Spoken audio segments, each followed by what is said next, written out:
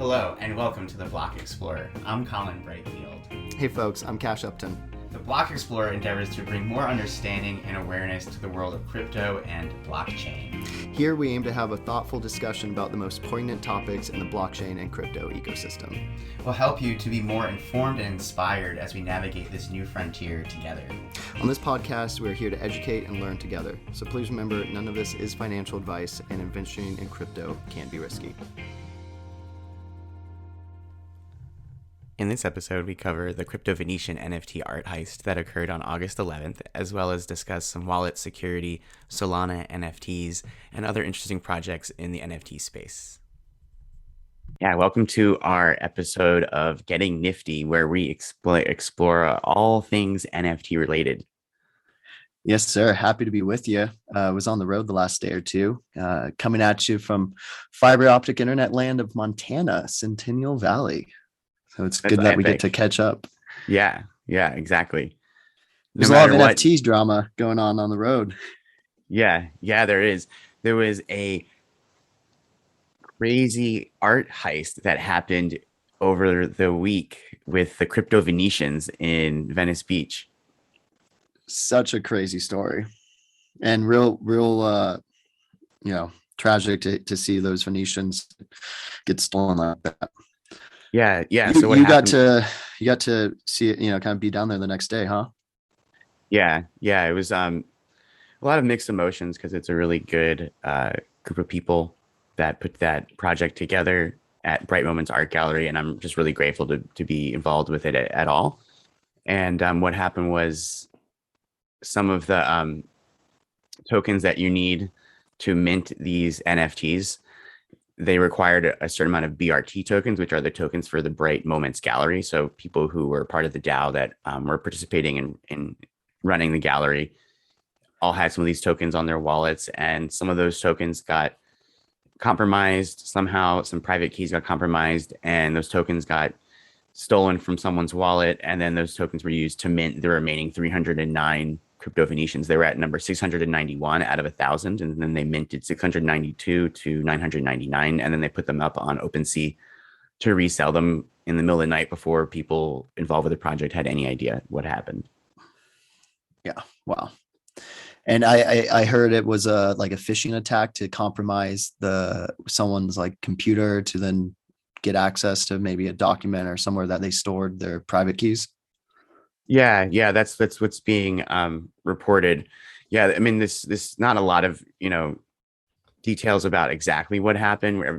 There's been a big kind of forensic research into what happened exactly, and it's just really in big picture. It's kind of a bummer that such an amazing project that was helping so many people this happened, but it's also it speaks to their success as well, because I mean, if their project was just not pumping and no one really cared, then no one's going to rob it. Yeah, exactly. So being art heisted in a weird way is like a compliment, because it's like you created something so valuable that people really want to steal it.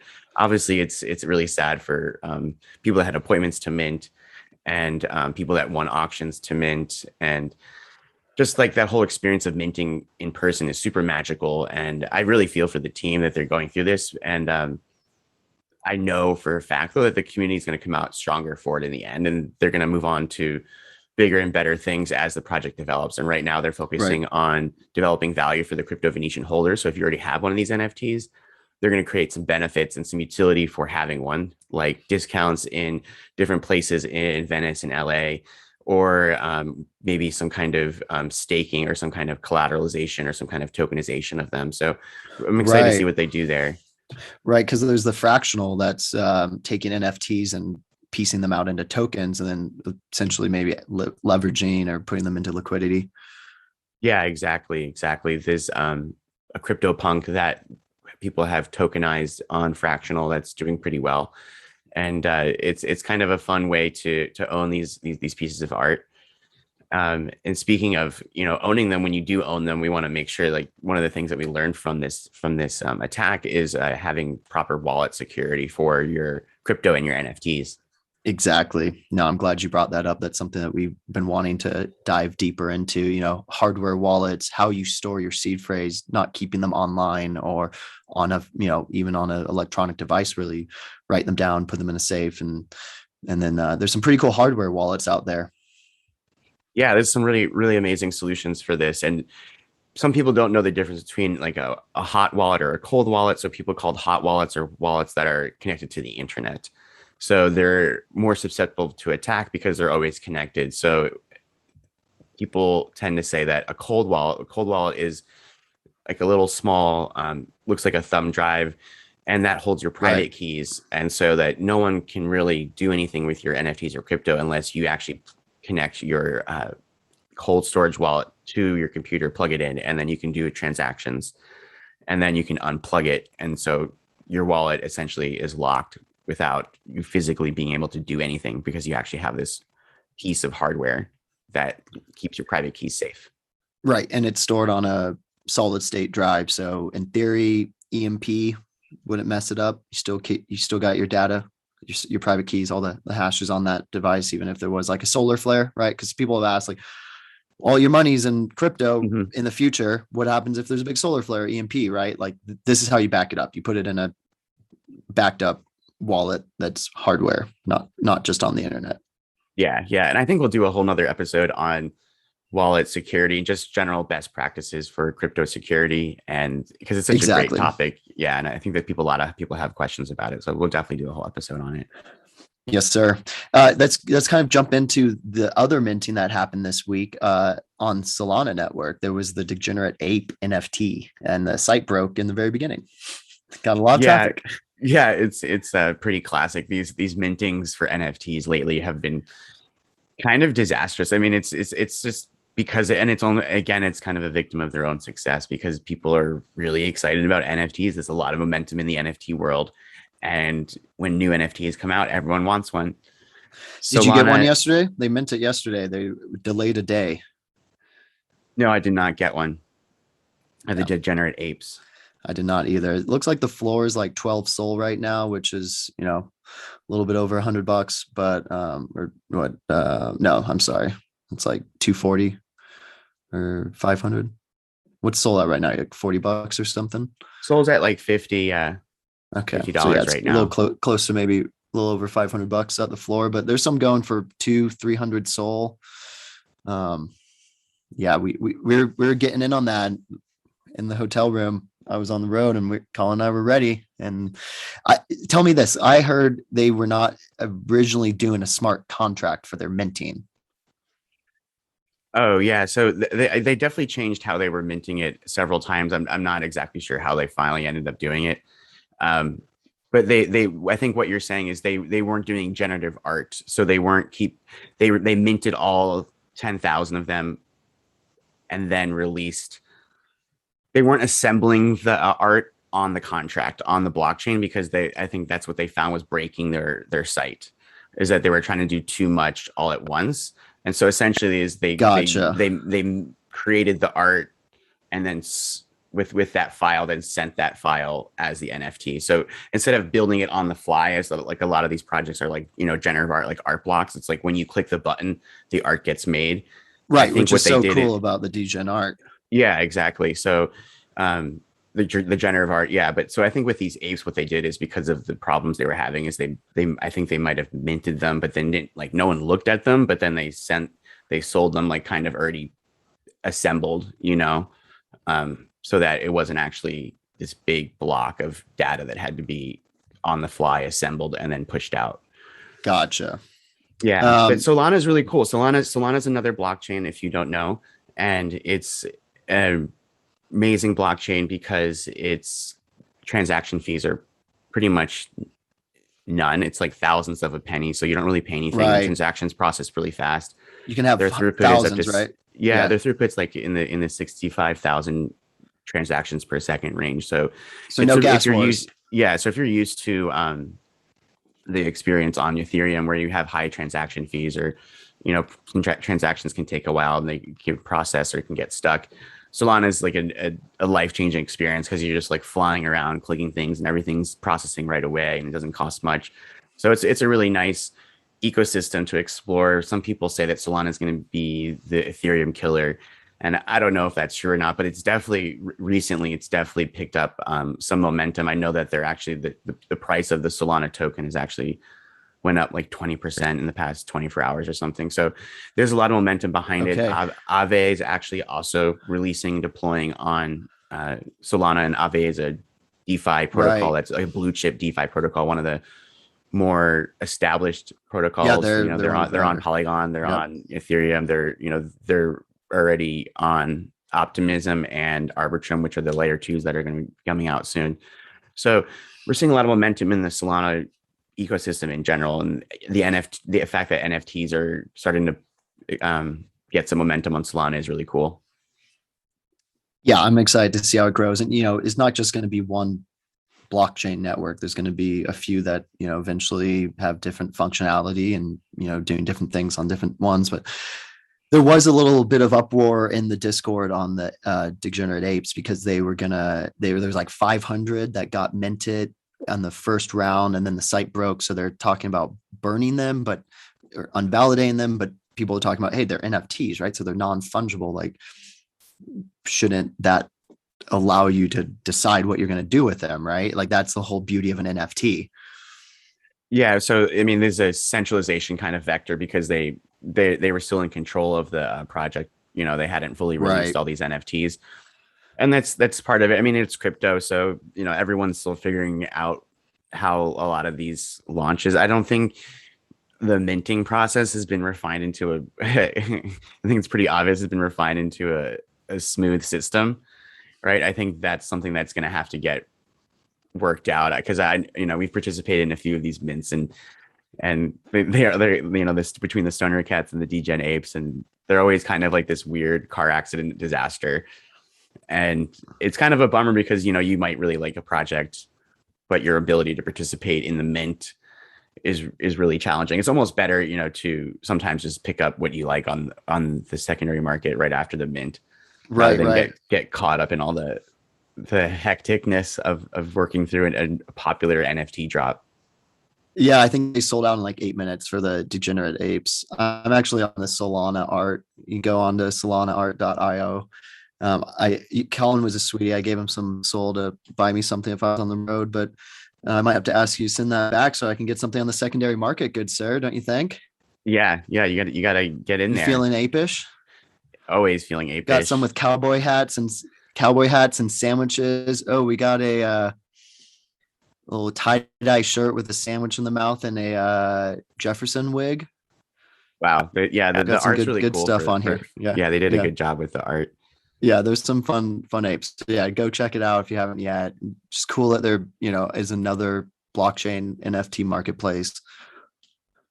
There's a project that I heard about because of the Bulls on the Block community where it's a fight club with NFTs where they're quoting what they consider themselves. We are building the Super Smash Bros of the NFT universe.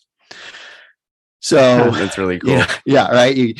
I'm pretty sure you can earn when you win. And how I heard about it is they're saying they're going to let bull holders participate and like use your bulls to fight, make some Yeah. money on your fighting bulls.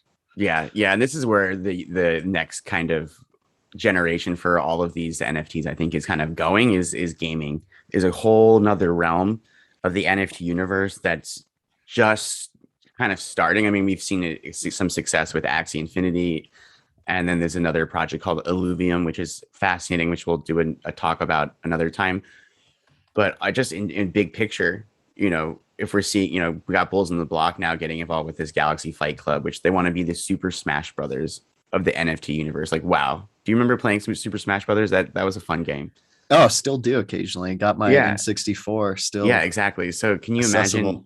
can you imagine how successful a game like that could be if they do it right in the NFT universe? If Because they you do have it, your NFT, you have your Link or your whatever character that yeah, you everyone built has all up. their And characters. right, Yeah. And so so it's this whole nother extension of the metaverse and this alternate reality where now we have these games that not only can you build a culture around and build a community around, but you can actually make a living in now too, and you can make real money. And some of these people are making insane amounts of money for items that they've created in these games that they've won or they've gotten through different quests. So I think it's just really, really bullish for NFTs in general, seeing this happen. Yeah, no, everyone's saying that all the major game companies, developers are starting to reach out and be like, okay, how do we get on the NFT gaming platform?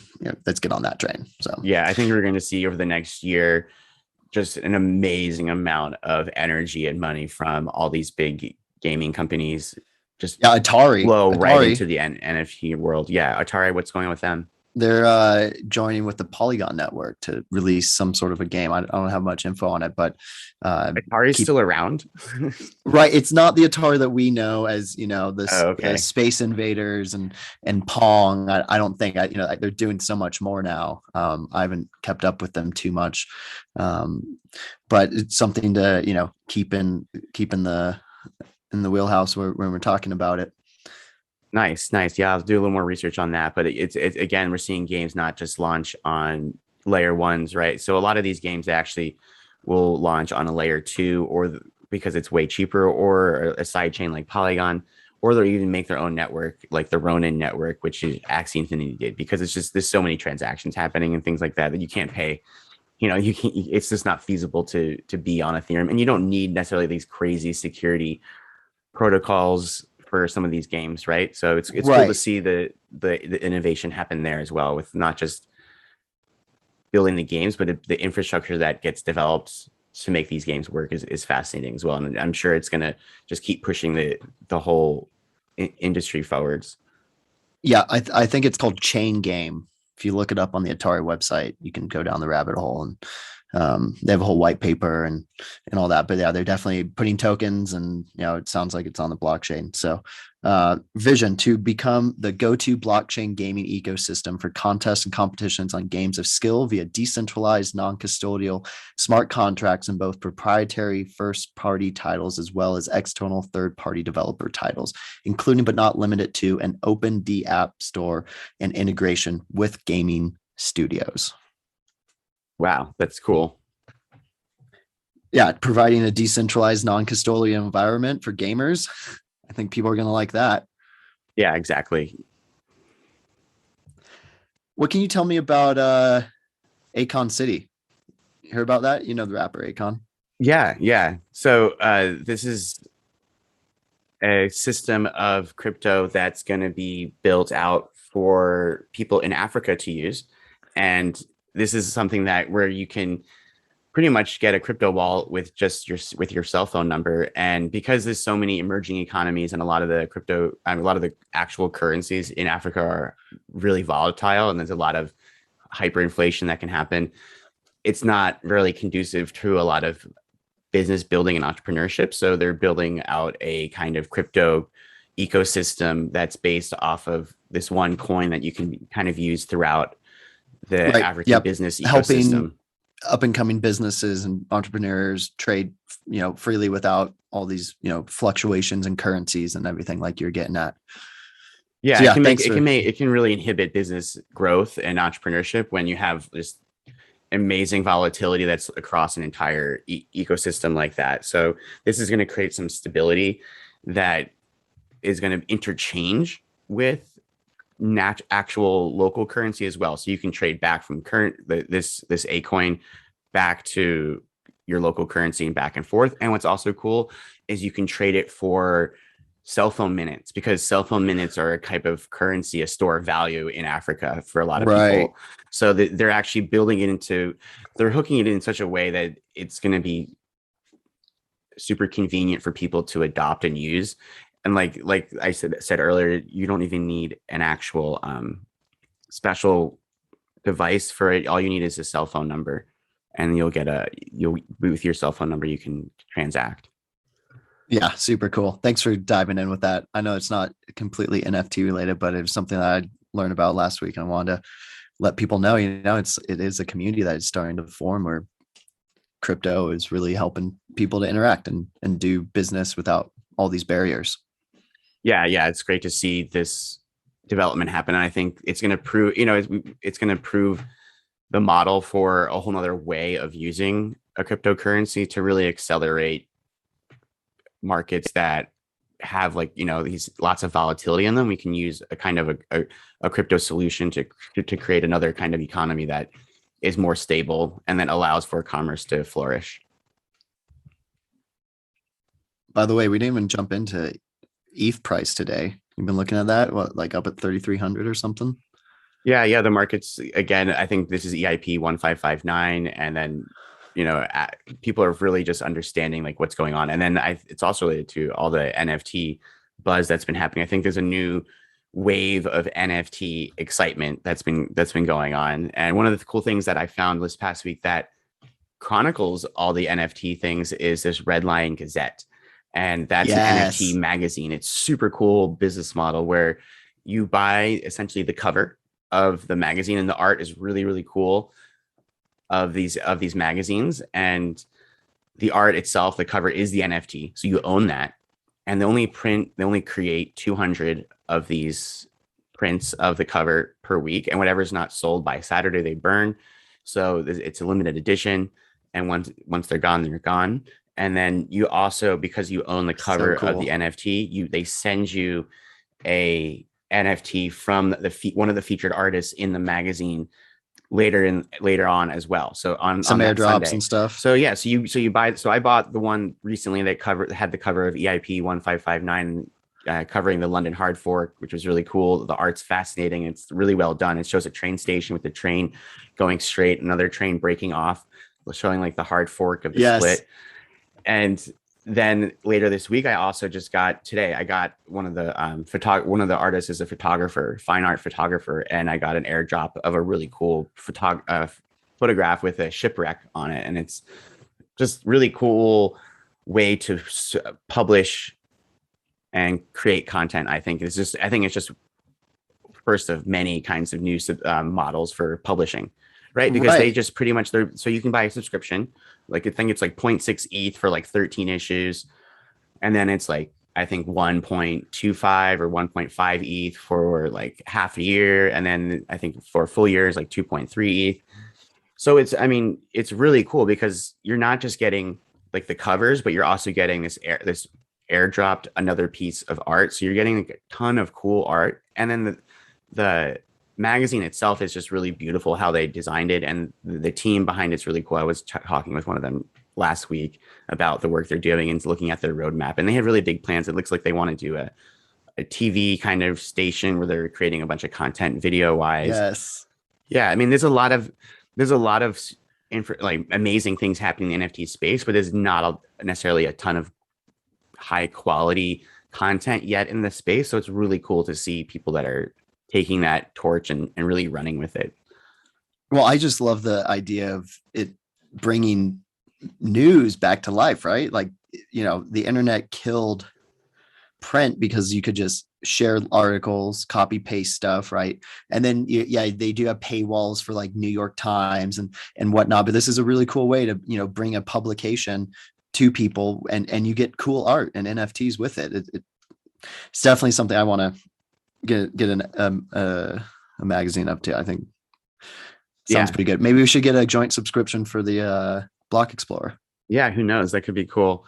Yeah, and what's cool too is that the content's free to read. So if you want to check out what they're talking about, you can go to Red Lion Gazette and check it out. Red Lion News, I think, is their website. Cool. And I think it's redlion.news. But anyone can read. So anyone, if you want to know what's going on in the NFT ecosystem, it's a great resource for that. But then, like I said, the cover itself the cover art is the NFT. So that's what you buy, and that's what you can trade, and you can resell it. And some of them have gone up in value. So it's cool to look at that too on OpenSea. Yeah. Oh, I love it. Yeah. What do you, anything else you wanted to talk about today? I think that was everything I wanted to jump into. I mean, I think that we kind of hit a lot of different things. And like I said, there's a ton of really, really amazing things happening in the NFT space, and we're really excited about it. And we're going to cover more and more as things develop. Yeah, we're excited for our next episode. We'll be recording pretty soon, actually, early this week, and want to jump a little bit more into, what is EIP 1559 doing, and what are certain regulations looking like right now? Because, we might all be brokers, right, Colin? So we got to talk about that. Yeah, we'll talk about that. And then we'll also touch on some of the layer two news with Optimism and Arbitrum. Looks like they will be deploying very soon, as well as some other news in the crypto world. Yes, sir. I'm excited. Yeah, well, that's it for today. We hope you enjoyed our NFT Getting Nifty featured episode. Yes, sir. Thanks for exploring the blockchain. Do remember, crypto is risky. NFTs are risky. They're still emerging. So take it with a grain of salt. Yeah, and remember that NFTs and crypto are changing the world, and we want to help you adapt skillfully. So please like, review, and subscribe, and share with your friends. That's it for today, folks. We'll get nifty next time. All right, thank you. See ya.